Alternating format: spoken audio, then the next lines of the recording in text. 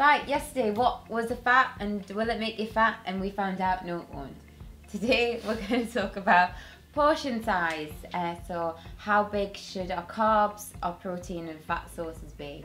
I will let you take this over because I always get it wrong. Yeah. So portion size is hugely important. A lot of people, when they look at a plate, actually underestimate the amount of food that's on that plate.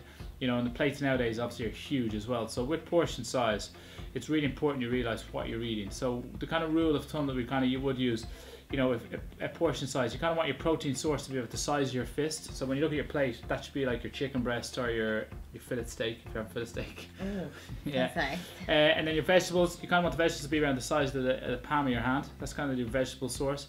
And then if you're having starchy carbs and you've earned them, so if you're post-workout and you're having a bit of brown rice, it'd be about a cupped hand size. And then fats should be kind of about the size of your thumb. So that would be like about that many almonds on a plate. So from a visual perspective, that's kind of what it should look like. So don't kind of overestimate. Make sure your portions are just kind of simple and they're not massive. It's about having a portion control, because you've got to remember you're going to be eating again in 2.5 to 3 hours. Yeah.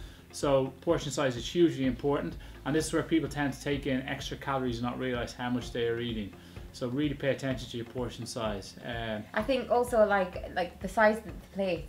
Yeah. It's just like that makes a huge difference on what I'm eating and how much I'm eating, because we have big plates in there for special occasions. We have our normal size plates, and there was a time when we used our big plates a lot, and I realised that I was slowly putting on a bit of weight, and we were looking at what we were eating, and we were eating sometimes 500 grams of mince meat between the two of us, and that's a hell of a lot of meat. But it's because our plates were big and we wanted to fill them up.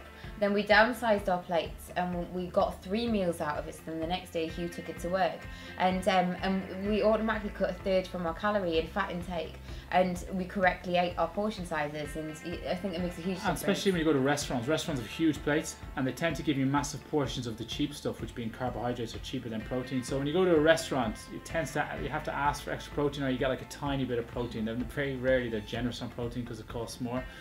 So they tend to give you like the starchy carbs or the cheap stuff.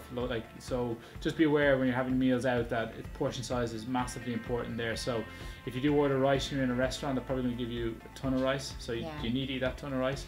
Is it kind of in the portion size we discussed around the hand sizes? So just really pay attention to portion size. If you nail portion size, you'll get long-term results. Yeah, absolutely.